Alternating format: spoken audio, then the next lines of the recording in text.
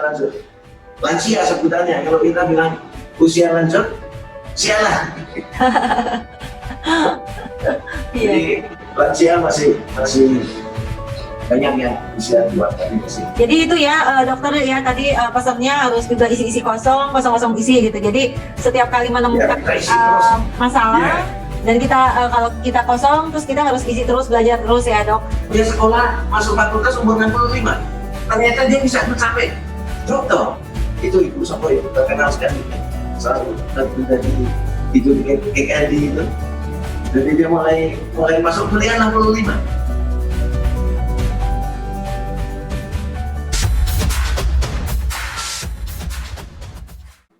Halo, apa kabar semuanya? Saya dengan Emilia Pedia dari Akademiko Indonesia. Dan topik kali ini saya mau ngebahas tentang yang judulnya isi kosong dan kosong isi. Nah, itu tentang apa ya? Dan narasumbernya juga menarik kali ini, yaitu Dr. Andarus Samsurya. Dalam keseharian dokter ini apa aja kegiatannya, dok? Ya, sebetulnya kegiatan kami saat ini lebih terfokus ke pelayanan komunitas. Jadi kami menerapkan suatu model-model dari self care, dari SDGs, Sustainable Development Goals. Itu kelanjutan dari kegiatan MDGs yang berakhir 2015. Jadi kami terapkan suatu model untuk lebih ke titik berat kegiatan untuk turunkan angka kematian ibu hamil dan bayi baru lahir di kegiatan Pita Putih Indonesia. Ini berupa strategi dari pemberdayaan keluarga kepada pemberdayaan masyarakat yang mendukung keluarga. Nah, untuk itu kami bekerja dengan pendekatan terpadu, yaitu pendekatan sosial, kultur, dan spiritual pada kegiatan self care ini.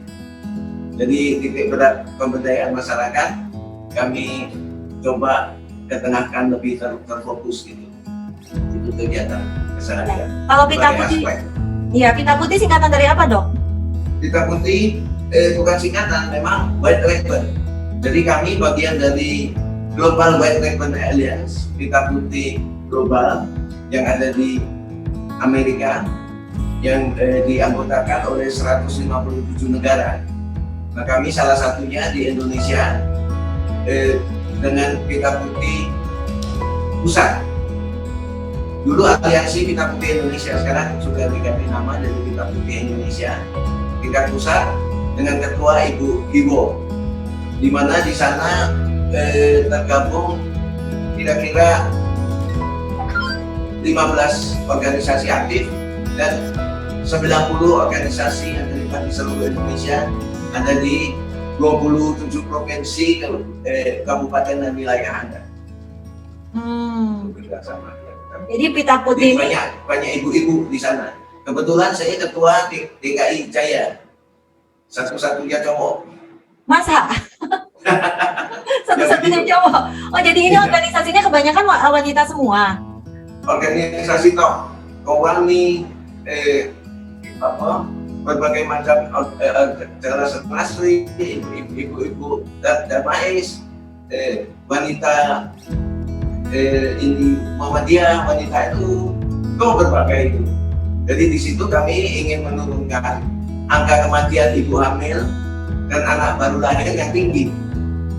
Karena ibu hamil kami saat ini masih nomor 8 dunia, yaitu 305 per 100.000 kelahiran hidup.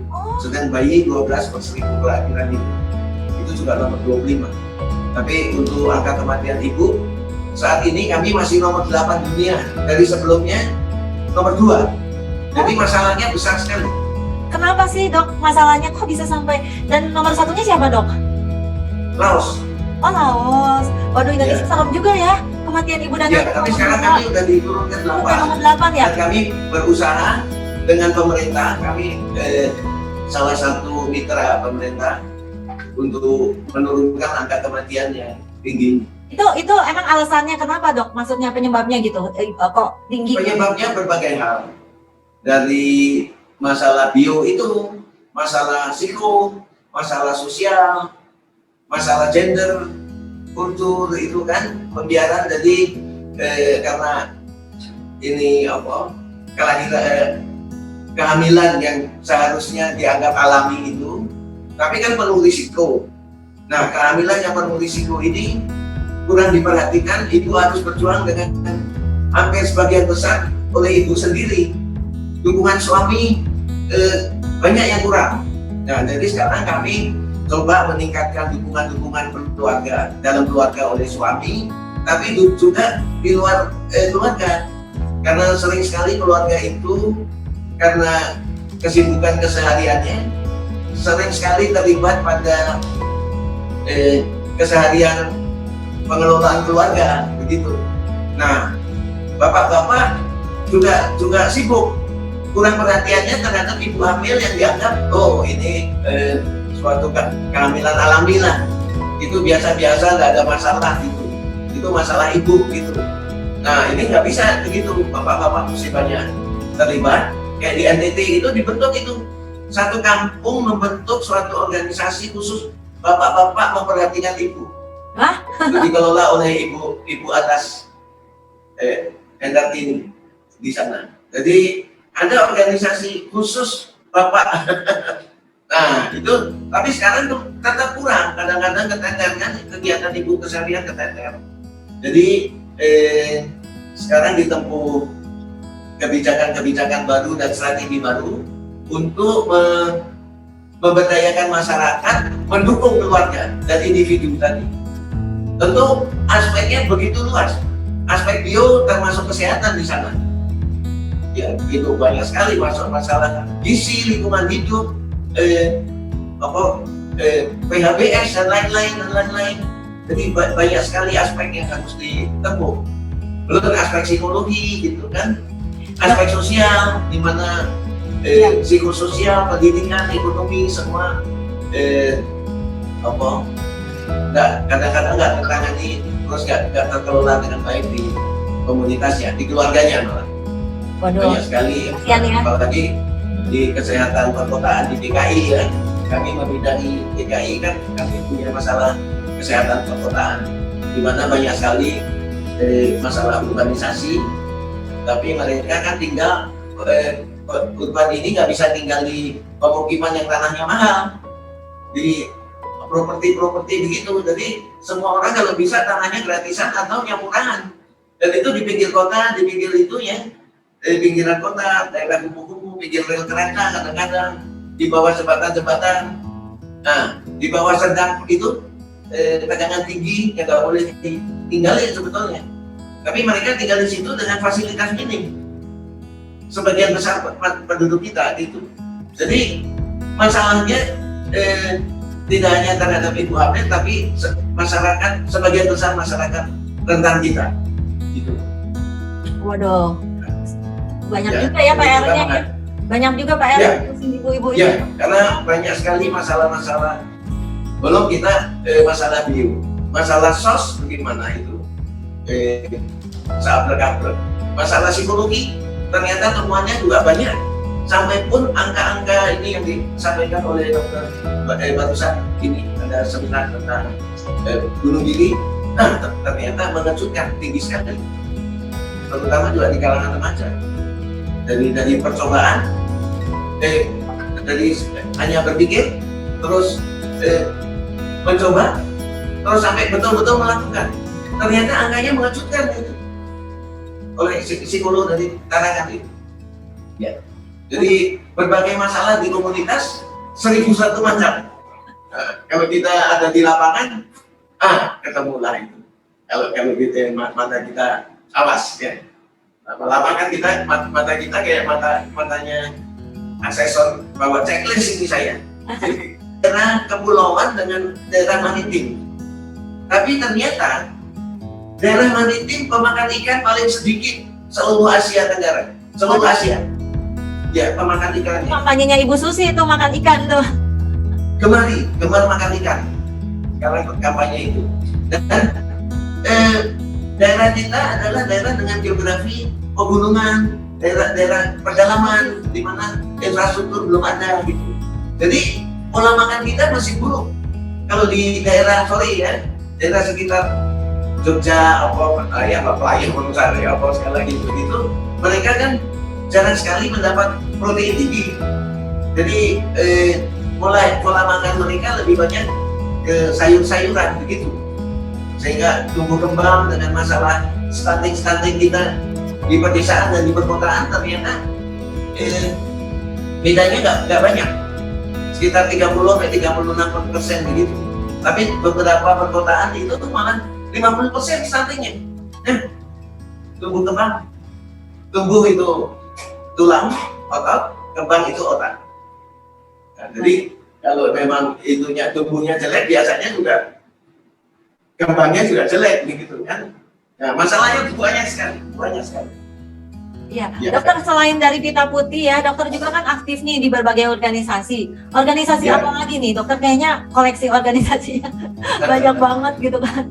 Ya, Organisasi apa kita lagi selain Pita Putih? nimbrung. Jadi saya juga terlibat pada kegiatan PDDI, Perhimpunan Donor Darah. Oh iya, itu apa? Ya, itu suatu organisasi untuk meningkatkan sadar donor masyarakat. Karena ya kita ngomongnya dari angka-angka terus kan. Jadi karena sadar donor kita itu juga salah satu yang buruk di Asia paling buruk. Masa? Jadi ya malah angkanya bisa mengejutkan kalau saya boleh sebut. Karena seperti di Jepang, di daerah lain itu angka itu sampai 90%. Kita ya maafin 3%. Bagaimana kita ke seluruh masyarakat? Oh, itu Dan ada stigma masyarakat ya kalau yang namanya donor darah gitu. Nanti takut imun tubuhnya kurang gitu kan, apalagi kan belakangan kerugian donor darah itu minim. Kerugian donor darah praktis nggak ada. Adanya untung. Oh ya, apa tuh untungnya? Tapi Donor darah untungnya apa dong? mitos. Jadi kami berkendala terhadap berbagai mitos di masyarakat, ya. Terus juga masalah-masalah teknis.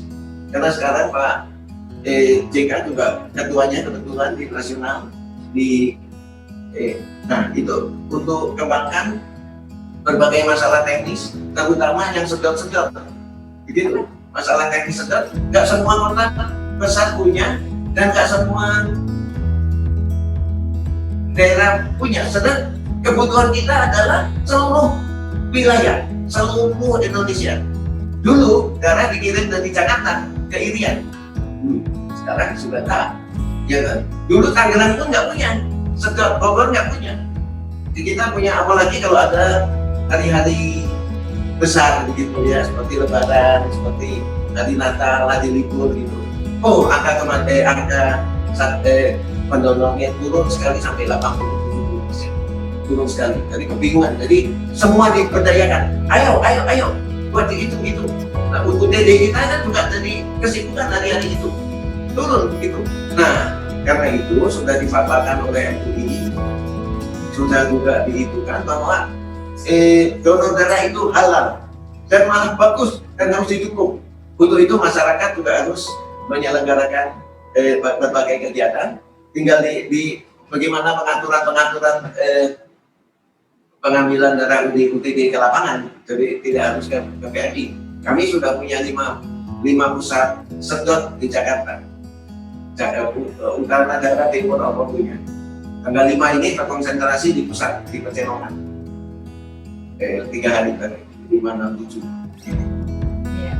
Ada pusat untuk aktif lagi di situ ya. Terus ada organisasi lain lagi, apa lagi nih dok? Kami ada di BK3S, kami ada di lembaga layanan komunitas, ya, terus di yang lain organisasi Di Lions dokter juga ya, dokter Lions di juga. Lions Club, ya kami di Lions Club. Ngomong-ngomong dokter sekarang umurnya berapa kok masih kepengen aktif gitu di banyak organisasi gitu kan? Yang saya dengar dokter masih kemana-mana bantu-bantu gitu. Ya, saya banyak di pemberdayaan masyarakat itu kan memang usia ya udah namanya lansia. Jadi kalau tapi bukan istilahnya lansia, bukan usia lanjut. Habis Karena apa? lansia itu, nah, karena kalau lansia itu lanjut usia. Nah, Kalau usia lanjut, apa istilahnya? Itu apa? Sialan, singkatannya sialan. oh sialan. Kalau lansia kan lanjut usia. Ya, usia lanjut kan sialan. Aduh. Jadi saya lansia. 75 lah istilahnya. Oh 75. Ya, tapi ya kita bergiat saja supaya nggak menuju ke itu kan, nggak menuju ke cepat penurunan. Nah ya, Iya. sebetulnya lansia kan sasaran kita usia harapan hidup yang tinggi. Nah, motivasinya apa? Motivasi dokter apa nih? Masih kepengen apa bantu-bantu gitu kan? Kalau nggak salah Ya, ada di Rumah Sakit Atma Jaya juga. Sebetulnya sudah saya sudah kelas 3 punya saya. Kelas 3. Bukan pemula. Ini udah nyambang kotak. Jadi kalau yang pemula itu, ya kan, masih senang, asal senang kita ikut. Ya. Nah, kalau yang lanjut komitmen, gitu kan? Kalau saya udah kelas atas saya sudah mendarat lagi. Gitu ya. Jadi Ya, udah jadi kelasnya. udah jadi bagian hidup untuk bisa terus gitu ya sampai istilahnya sekarang usia pensiun lah gitu mungkin orang bilang Ya. gitu kan. Juga Kita makhluk sosial, Mm-mm. Ya, kita makhluk sosial di mana kita memang harus berinteraksi dengan orang lain kan. Dan kalau kita melihat masalah-masalah ini apa orang-orang lain yang punya masalah, kenapa nggak kita ke lapangan gitu, kita coba bantu selesaikan gitu. Jadi Ya. kegiatan saya banyak dipendampingan. Bisa gitu satu keluarga semua jadi dokter, itu gimana dok ceritanya dok? Kalau cerita memang si bapak saya itu Betawi asli sebetulnya. Si ibu saya orang kampung di Jawa Tengah, Lasem itu masuk itu. Jadi keluarga ibu saya itu malah lebih banyak dokternya di keluarga 10. Jadi bapak saya keluarganya 10, ibu saya keluarganya 10. Bibit unggul gitu. Jadi kalau saya nggak dihambat-hambat mungkin bisa tanya 10. Nah, paman saya juga merintis kali ya. Bapak saya di Semarang merintis kali ya. Banyak sekali diperangi untuk masyarakat gitu. Ya kalau cerita dia yang bangun FKUD itu, bapak saya ada yang bangun itu 4 orang, bapak saya yang satunya. Terus PMI Semarang, bapak saya yang bangun. Rumah sakit Progorejo yang terkenal, bapak saya. Rumah sakit Romani, rumah sakit NU itu. Karena Pak Umani sobat sama bapak saya yang bantu saya gitu dan jadi pekerja jam pertama. Gitu. Nah kalau paman saya di Jakarta, dari bapak saya merintis itu di Petamburan itu ada rumah sakit Kerja Samsuri ya. Rumah sakit Bayangkari dulu jadi kepala dinas kesehatan kepolisian. Sekarang itu namanya dipakai sebagai rumah sakit Arja Samsuria. Jadi Samsurianya Andalu Samsuria. Gitu. Iya nama Samsurianya sama dengan nama dokter ya? Karena memang ya, itu dokter. adik paman saya, ada bapak saya. Nah, paman saya juga berkiprah hebat-hebat. Dokter bedah pertama untuk UI sesudah ya dulu kan ini sudah akan semua kan tidak lewat dari dia. Bapak saya, paman saya semua kayak gitu. Dan itu dokter bedah pertama yang di ruangan bedahnya gambar fotonya paling kiri sendiri itu paman saya. Nah, paman saya yang bangun Res Pastor Bandung di Ginting itu. Dia yang bangun pertama dengan mikroskop elektronik. Dokter lulusan Amerika. Dulu kan tidak banyak dokter gitu. Nah, di keluarga saya, Dr. Li King Chuan, sumber waras dia yang bangun awal. Begitu. Dulu masih Poliklinik Siniwe. Jadi mereka berkiprah itu. Jadi saya anak-anaknya juga banyak dokter. Bapak saya kebetulan nggak tahu gitu. Aku dulu ingin masuk teknik, tapi didorong-dorong dikit ke kedokteran gitu.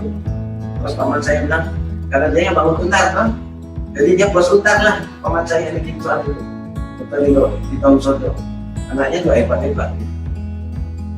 Nah itu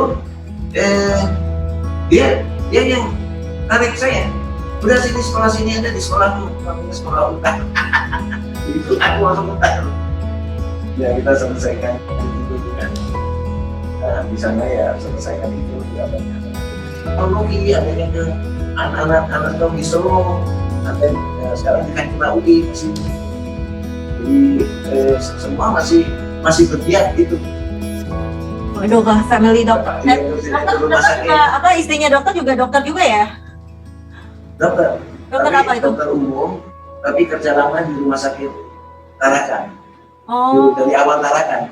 Dulu masih puskesmas, kelurahan, nah itu kecamatan, terus dari rumah sakit. Istri saya masih di puskesmas kecamatan. Dia dulu. Iya. Jadi dia kerja situ, terus jadi wali kota Cakus kan dibangun. Nah, dokter pertama di wali kota Cakus istri saya. Yang di kantor wali kota itu. Siapa namanya, Dok? Paula Minas. Manado. Kalau itu jadi saya Jawa Nua saya. Jawa sama Manado. Kalau dokter anak-anaknya jadi dokter juga semua, Dok? Enggak, jadi anak saya 3, 1 opsin dokter tapi opsin terus ini jadi S3-nya untuk teknisasi endokrin bayi tabung. Itu dari Jogja. Terus konsulen filenya dari Udin. Opsinya Manado. Anak saya yang pertama dokter. Iya. Bagus semangat. Anak kedua saya teknik industri. Tapi sekarang jadi pos besar. Maksudnya pos besar itu dia kepercayaan pos besar dia dari orang nomor 1 yang lagi kegiatan teknik industri gitu. Tapi dia berkarya bagus, semangat kerja juga baik gitu kan. Anak ketiga saya opsin juga, tapi belum ke konsulen fairnya, itu soal waktu ya. Tapi ada di Pulau Seribu. Opsin Pulau Seribu. Waduh, lagi ditugaskan di sana? Ya, tapi ini mungkin segera mau pindah Semarang. Waduh. Karena istrinya dokter juga, tapi kerja di Semarang. Oh, istrinya dokter juga, menantunya dokter. Aduh, benar-benar ya dokter Andaru semua ya, walaupun opsin gitu kan, maksudnya satu keluarga bisa punya ini ya. Nah ini mentalitas jadi dokter ini agak beda nggak sih, Dok, yang dibutuhkan gitu? Mentalitas buat jadi seorang dokter itu apa yang dibutuhkan tuh? Dokter mesti saat ini yang dibutuhkan adalah memang keterbukaan. Karena untuk peminatan dokter itu sekolahnya paling lama, mungkin 6 tahun, 7 tahun, 8 tahun baru jadi dokter. Dan sukses itu kalau nanti spesialis. Jadi dokter umum jarang yang sukses. Nah kalau peminatan lain, ekonom, hukum, teknik, 4 tahun, 3 tahun sekolah, begitu selesai langsung cari duit. Nah kalau ini kan, masih udah puskesmas, masih apa baru nanti. Jadi untuk satu karier itu butuh usus panjang. Jadi tidak mudah. Usus panjang itu artinya dukungan keluarga atau orang tua bisa banyak sekali terlibat. Yang terlibat, yang sukses mandiri sedikit. Hampir pasti keterlibatan dukungan orang tua. Nah nanti di karier masih lama dari pembinaan itu. Jadi sebetulnya dokter itu lebih banyak ada enaknya daripada enaknya. Itu lebih banyak kosongnya dari isinya. Makanya saya dokter kirain nanti ngobati apa gitu. Tapi ke lapangan kita jumlahnya lain. Kita harus menyelesaikan macam-macam. Kosong isi kosong itu ada di situ. Ada, karena dokter itu satu-satunya profesi yang bisa belok. Umpama dokter jadi pebisnis bisa, pebisnis jadi dokter nggak bisa. Dokter jadi ekonom bisa, jadi hukum ngomong ya. Tapi ahli hukum jadi dokter kan susah. Itulah kelebihannya dokter kan begitu kan. Iya. Gitu. Iya, tapi udah kayak Tapi apa? susah. Kenapa dok? Tiap hari harus nongkrong, belajar terus, informasi terus, pengalaman terus. Ya lah. Karena itu biasanya dokter memang tough. Tahu ya. Dia kalau sudah menyelesaikan itu sudah teruji lah di lapangan. Apa nih apa pesan-pesan dokter ya buat dokter-dokter yang masa kini lah ya, yang milenial gitu kan. Apalagi kita kan lagi pandemi COVID-19 ya seluruh dunia. Jadi dokter ini benar-benar diandalin banget gitu. Apa nih menurut dokter harus kayak gimana nih dokter-dokter itu? Karena kan kasihan ya mereka bebannya banyak juga. Gitu. Menurut saya ya jangan sampai kita terlibat di rutinitas. Gitu. Jadi tetap masalah-masalah pengembangan diri jangan dilupakan. Begitu. Kalau kita terlibat banyak, kita lihat kawan-kawan kita yang dulunya pintar-pintar, waktu sekolah hebat kita kaku-kaku. Akhirnya ya rutinitas terus begitu dari tahun ke tahun, rutinitas begitu. Nah kalau kita bisa kembangkan tentu manfaat bagi diri maupun manfaat bagi lingkungan kan bisa lebih dikembangkan gitu. Jadi jangan terlibat di rutinitas. Pengalaman saya menurut saya pagi begitu bangun siang begitu malam balik dari itu gitu. Kembangkan diri. Ngembangin dirinya gimana nih dok? Ngembangin dirinya harus banyak informasi, banyak itu mungkin pendidikan lanjut, apa peminatannya diperdalam, dikonsentrasikan apa yang minatnya gitu. Itu karena di luar kedokteran rutin yang didapat dari pendidikannya kan keterlibatan institusi itu kan tidak tinggi, kira-kira cuma 20-30%. Yang lainnya kan tergantung kitanya, bukan tergantung institusinya enggak. Jadi pengembangan diri kita itulah yang menentukan apa yang kita capai di kemudian hari gitu. Karena juga dokter itu punya peak kerja gitu. Biasanya orang-orang bilang ya peaknya itu paling 15 tahun terus menurun gitu dokter-dokter itu. Jadi kita harus kembangkan diri terus supaya peaknya naik terus. Dan kalau bisa direkuper, jangan dihitung kan gitu. Ya kan? Saya kira ya masalah lain sama sebetulnya, itu dasar-dasarnya sama.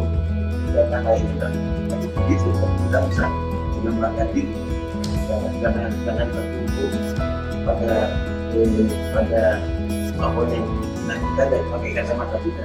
Kemarin di WhatsApp ada satu ibu-ibu itu baru dia sekolah masuk fakultas umur 65, ternyata dia bisa mencapai dokter. Itu ibu siapa itu terkenal sekali ya. Selalu dari itu di KKD itu.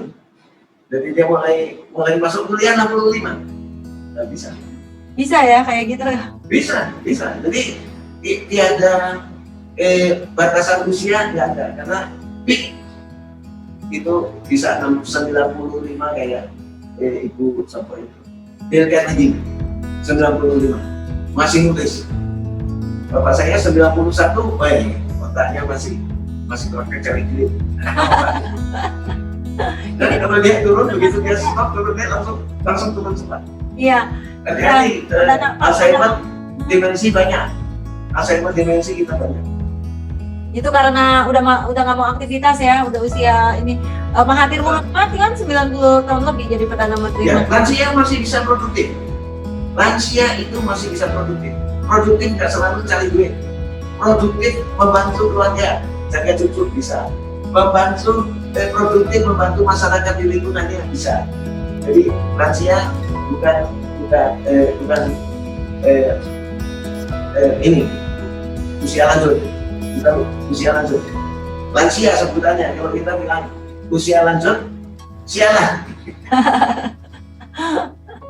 Jadi lansia masih banyak yang usia tua tapi masih. Jadi itu ya dokter ya tadi pesannya harus juga isi kosong isi gitu. Jadi setiap kali menemukan ya, masalah Dan kita kalau kita kosong, terus kita harus isi terus, belajar terus ya dok. Terus kalau misalnya kita udah isi, kita juga harus kosongin supaya kita bisa ditambahkan lagi ilmu-ilmu barunya lagi ya dok. Kalau sudah isi kita kembangkan terus, jangan dikosongin. Jangan dikosongin. Iya. Pokoknya lansia tetap bisa produktif. Dan lansia ingat-ingat, ya, dianggap dia kan kita kan ingin mencapai usia harapan hidup yang tinggi melalui hidup berkualitas. Jadi selama dalam kehamilan, ibu hamil, bayi baru lahir, bayi anak, dewasa muda, remaja muda, remaja, begitu sampai pun lansia, harus membina dirinya agar tercapai usia harapan hidupnya tinggi sejak awal. Nah itu harus tentu oleh masyarakatnya sendiri, oleh keluarga. Kalau perlu dukungan masyarakat dari oleh untuk masyarakat. Jadi bukan oleh saya ya nggak bisa. Pada harapan saya tentu masyarakat kita hidup berkualitas untuk mencapai usia harapan hidup tinggi sehingga sejahtera dan kesehatan kita sudah berubah paradigmanya. Paradigma imbang antara promotif dan preventif dengan pengobatan, penyembuhan dan rehabilitatif harus imbang. Itulah namanya paradigma sehat sekarang. Jadi kita nggak bisa tergantung untuk nanti punya masalah baru diobati, disembuhkan, nggak bisa. Dicegah dan ditingkatkan kapasitas kesehatannya. Nah kalau bisa di program ini banyak sekali dibuat, ya dengan berbagai itu kan masuk olahraga, lingkungan hidup itu ternyata masalah lingkungan hidup adalah masalah kesehatan. Karena itu dimasuknya kelompok ke kesehatan, bukan di kelompok lain. Nah itu sekarang yang kegiatan dokter hari belakangan ini ya di usia lanjut dokter. Yeah. Nah ngomong-ngomong dokter ini kan perjalanan hidupnya juga kayaknya seru banget nih ya. Sebagai dokter di TNI Angkatan Darat ya yang udah kurang lebih 20 tahunan gitu ya dok ya. Tapi juga pengalamannya saya bisa bilang gado-gado gitu ya. Nano gitu ya, segala rasa ada gitu ya. Nah itu gimana sih dok pengalamannya gitu, suka dukanya jadi waktu dokter masih muda, waktu jadi dokter di TNI Angkatan Darat gitu. Nah, kan memang sebetulnya kan kita jalani hidup saja. Tapi sebetulnya kalau kami di Angkatan Darat itu kan kerja awal saya sesudah menyelesaikan pendidikan gitu. Tapi di awal-awal kehidupan saya itu memang banyak sekali hal yang mempengaruhi itu saya di kemudian hari. Ada yang baik, ada yang kita sesali juga, kenapa nggak dulu gitu ya. Nah, tapi banyak hal baik yang saya alami, begitu. Lebih banyak kenangan yang baik-baiknya ya dok ya. Dari yang disesalin. Yang baiknya apa aja nih? Apa aja yang baiknya dari pengalaman dokter waktu? Nah, saya dulu pengolahraga serius, prestasi, bukan pengolahraga rekreasi. Renang jarak jauh dulu saya. Nah, waktu nomor renang 1.500, Jawa Tengah orang tahu lah, Anda tuh 1.500 nomornya jarang sekali orang mau, dan tiap pon ikut. Walaupun kalau ke Jakarta paling nomor 8 kalau di kolam renang Senayan itu paling nomor 1 kan 3, 4 3, 2, 4 gitu kan ya. Nah saya paling belakang, paling nomor 8 gitu. Tapi tiap pon ikut lah, gitu. Seluruh keluarga saya berenang. Seluruh keluarga? Ya. Kok bisa kita, ya? Kolam renang di Semarang itu udah kayak kolam renang sendiri aja. Begitu. Jadi saya tiap hari saya punya status kebugaran saya tinggi sekali. Nanti saya 45 testing. Dan setiap hari berlatih renang 3.000 kilo. Kalau orang lain sprint gitu, saya digeber oleh pelatih saya untuk jarak panjang ini. Karena nomor itu nggak ada yang mau, jadi sebetulnya saya dibuang di situ. Karena nggak ada itu, nah lu aja lah di situ. Kalau menang ya udah, tapi saya lakukan. Akhirnya juara Jawa Tengah. Status saya bagus sekali. Itu status kesehatan nanti saya. Backpack, itu six pack. Pokoknya six pack. Gitu. Lagi muda dokter. Ya, itu lari juara Jawa Tengah nomor 6 jarak panjang.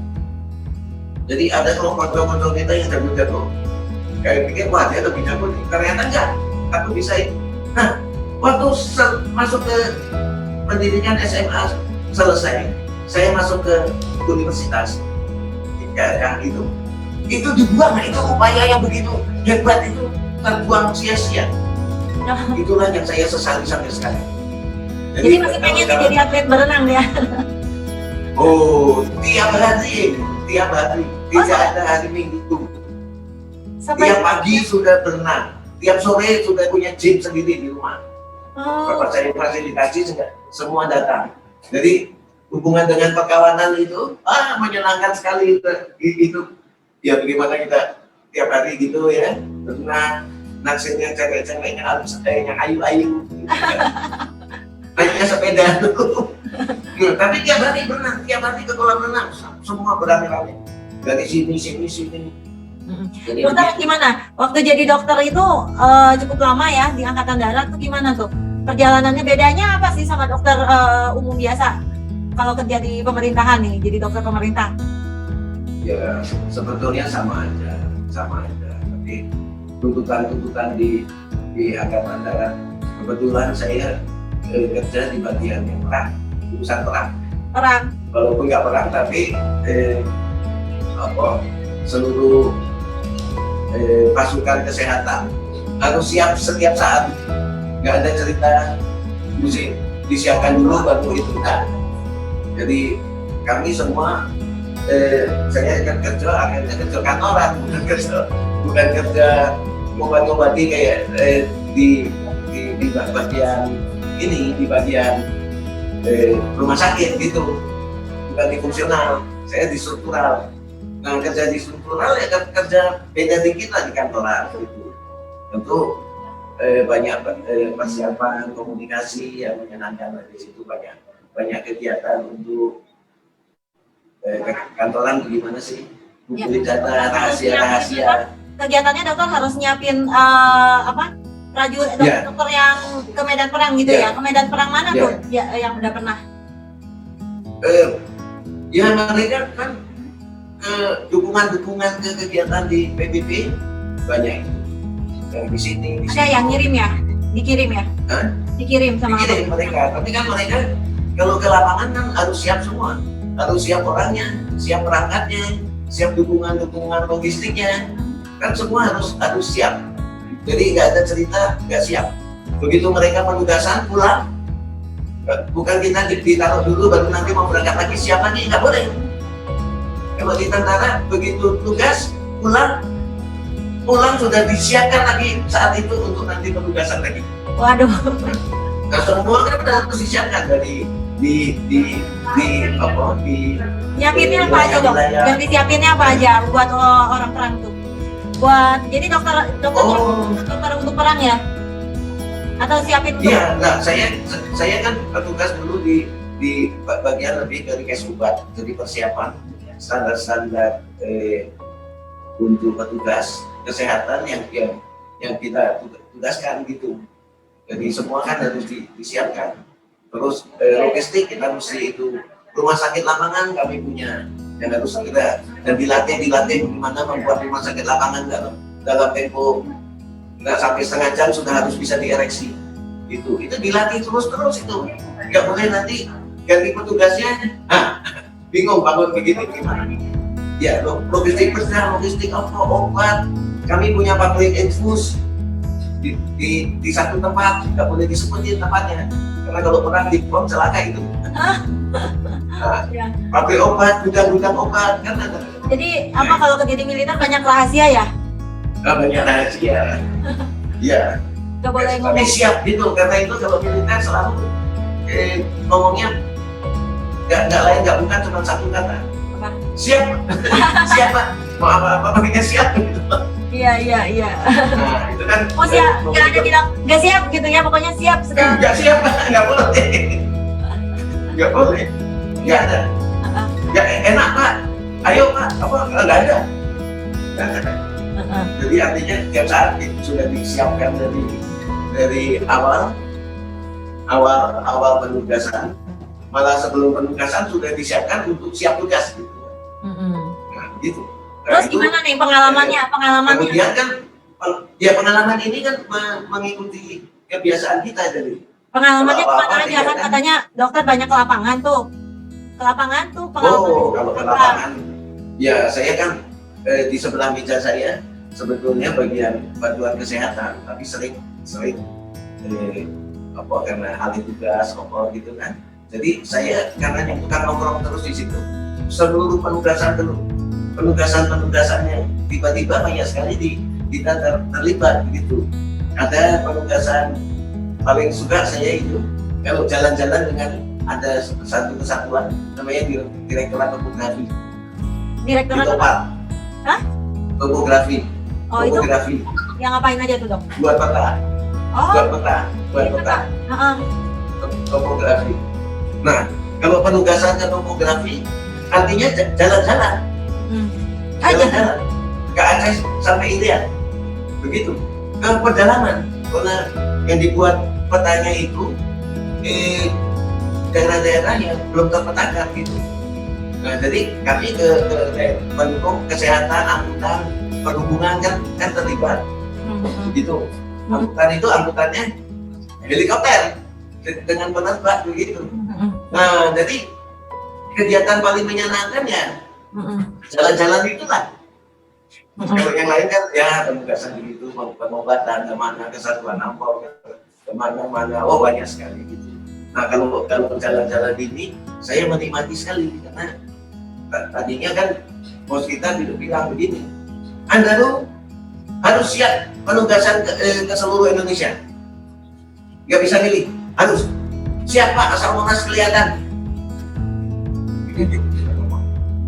Ya, siapa asal Monas kelihatan kami siap. Iya. Tapi akhirnya terlibat pertama, ke Pulau Semelu Aceh Barat, di Simeluy, yang belakangan karena dampak tsunami besar itu. Jadi kalau karena saya terbiasa di hutan-hutan dan kegiatan dengan tanpa bantuan, nggak bisa minta. Kalau kita lupa sesuatu tentu bisa celaka kita. Ya, umpama lupa infus, gimana kalau jadi daftar itu kita harus buat bagus. Jadi daftar saya itu selalu jadi acuan orang lain.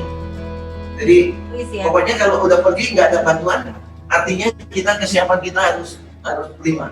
Kalau kita senter kita lupa, parang panjang lupa, wah celaka besar itu. Kepes minum lupa, nggak boleh. Begitu, lampu. Nah, waktu tsunami itu, saya kan di praktis seluruh Aceh Utara sampai Aceh Barat ya. Untung saya siap lampu. Gitu. Nyamuk dan lalatnya minta ampun. Nah, saya dengan rekan saya itu ada namanya Mas Tarjo, sudah meninggal beliau sebelum COVID ini. Nah, kita kan selalu kesiapan itu siap, sehingga waktu forum masyarakat Aceh minta bantuan, saya langsung Mas Tarjo, kalau berangkat sendiri kan gak enak. Kelambu sama kepes masih ada nggak? Waduh, cari ada nggak? Ada siap, berangkat sekarang. Wah, nggak ada apa-apa, mau nggak? Dia bilang, waduh lagi apa-apa, tapi buntutnya cuma satu. Kalau dokter berangkat, aku juga berangkat. Nah, jadi kita menikmati saja kegiatan-kegiatan begitu kan. Ada, kalau ke lapangan itu banyak senangnya daripada udaranya, banyak senang. Dan selalu ada ketemu sesuatu yang apa gitu yang kita kerjakan. Dan kebiasaan kami kalau menurut bersihkan pantai, bersihkan kampung, gitu kan? Iya.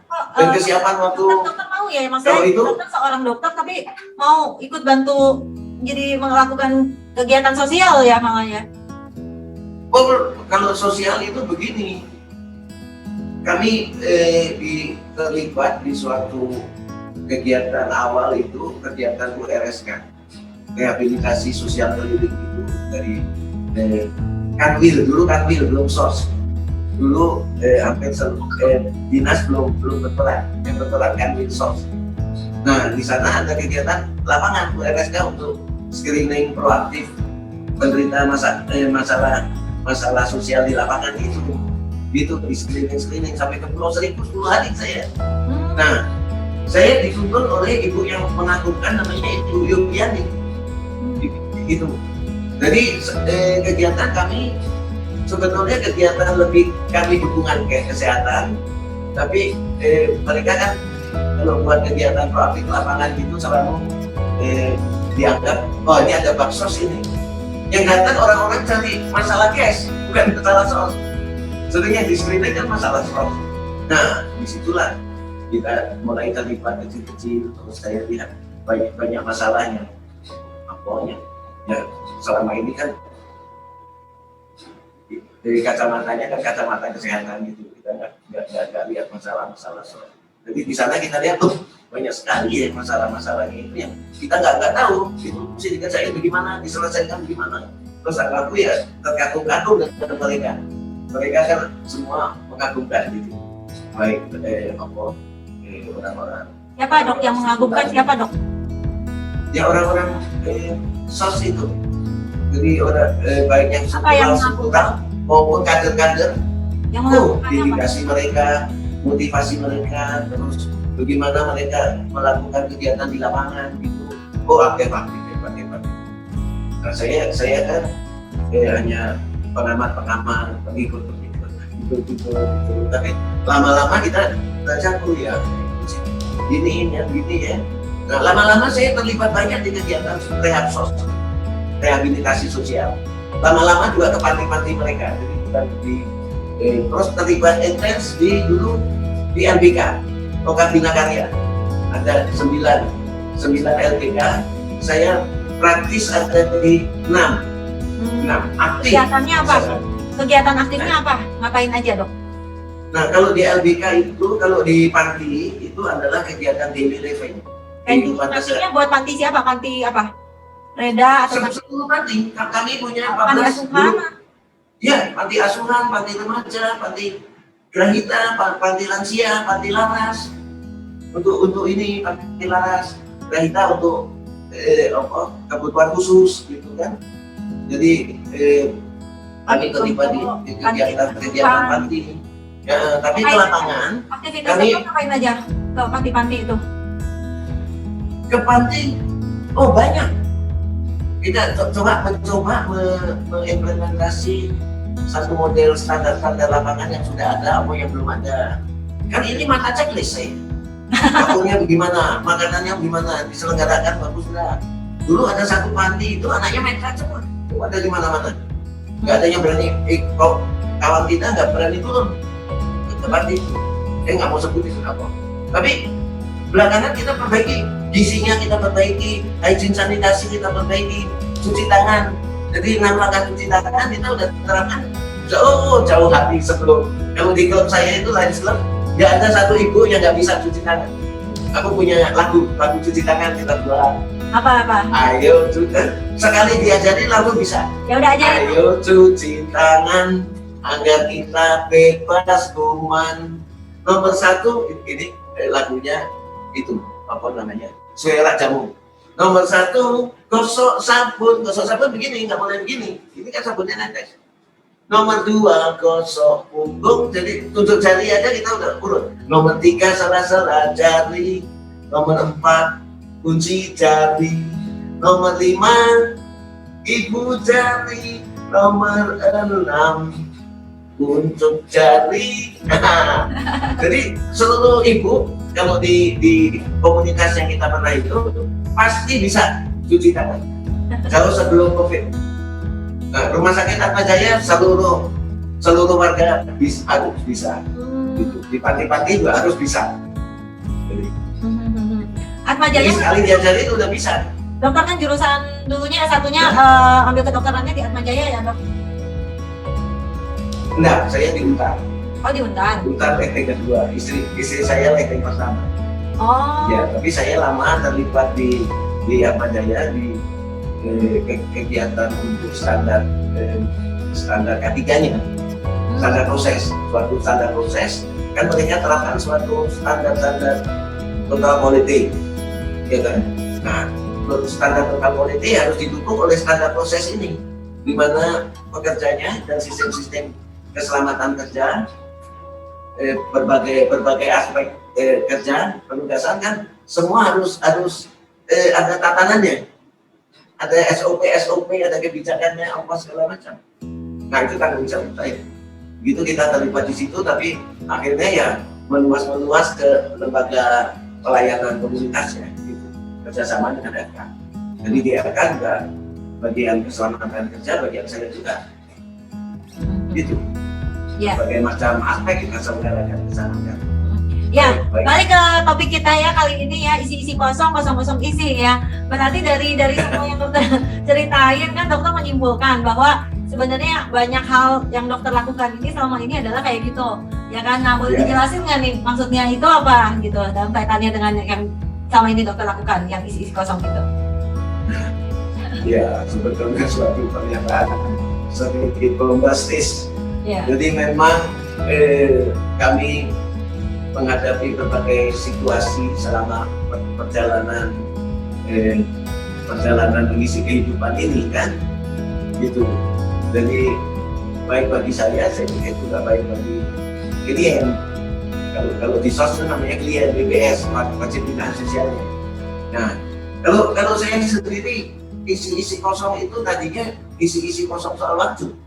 Bagaimana kita melintasi waktu itu, mensiasati untuk menggunakan waktu-waktu luang yang orang pikir, wah ini Anda tuh ada di tempat nih, nggak tahunya nggak ada di tempat, begitu. Tapi orang nggak protes. Jadi kalau wah Anda tuh nggak pasti ngilang nih, pasti nggak ada nih, mana kita cari? Ada. Jadi kalau itu kan, kalau kita anggap isi ada orangnya hilang. Tapi kalau ada diperkirakan nggak ada ya, begitu. Nah dalam perjalanan kita berkembang dari isi kosong itu kita selalu kalau kita menghadapi masalah baru kan kita kan belum tahu gitu kan, kita perkirakan ini otak kita kosong ini, umpama kita mau kerjakan selenggarakan suatu model tanggap bencana gitulah, ya kan? Nah kita kan nggak tahu mau gimana. Orang ngomong begini kita cuma iya. Tapi lama-lama kan kita isi yang kosong itu kita isi. Nah kalau kita udah isi, nah lu ngomong apa gua tahu gitu. Karena aku langsung selenggarakan yang orang lain nggak buat. Dokumen berbasis bukti. Tornya aku buatin. Nah itulah kekuatan di kegiatan saya. Tornya aku buatin. Kebijakan dibuatin. Jadi di kebijakan itu tentu ada kebijakannya, visinya, misinya, strateginya, program-programnya, tapi yang terutama landasan hukum. Karena landasan hukum itu seperti belum di Omnibus Law gitu. Nah landasan hukum ini kan, memang gitu. Tapi itu acuan kita tetap, karena itu harus diselesaikan. Karena kita mengacu ke itu, bukan acuan saya. Aku nggak boleh kerja dengan ini menurut pendapatku begini, nggak boleh. Peraturannya bagaimana, tuntunannya apa, standarnya apa, gitu kan. Begitu. Nah model-model begitu yang saya selalu bawakan ke lapangan, sehingga tentu dalam hal penilaian RPTRA keterangan di Roksi juara DKI ya, PPKS kita juara DKI ya, gitu. Apa saya kok angkanya kok paling tinggi ya, lingkungan hidupnya kok paling tinggi ya, dokumen berbasis bukti, checklist SOP ada semua, kebijakan semua aspek yang kita buat. Nah kita siapkan model itu. Nah baru ke lapangan kita kembangkan lingkungan hidup pun juga juara. Ini juara itu ngomong dan ya ada buktinya kayak gitu kan.